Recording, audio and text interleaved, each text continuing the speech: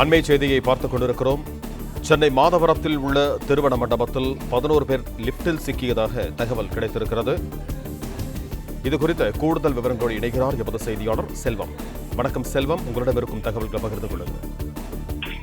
சென்னை மாதவரம் பால் பண்ணை அருகில் உள்ள கல்யாண மண்டபத்தில் லிப்டில் சிக்கிக் கொண்ட உறவினர்களால் அப்பகுதியில் பெரும் பரபரப்பான ஒரு சூழ்நிலையானது உருவாகி கொண்டு வருகின்றன.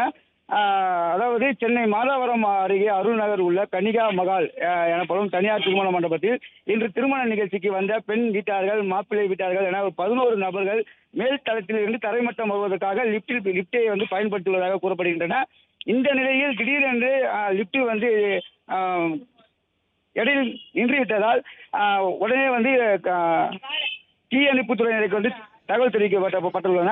இதனையடுத்து சம்பவ இடத்திற்கு விரைந்து வந்த மாதவரம் தீயணைப்பு வீரர்கள் அந்த லிப்டில் சிக்கிக் கொண்ட 11 பேரை மீட்டு வெளியே கொண்டு வந்து கொண்டிருக்கின்றனர்.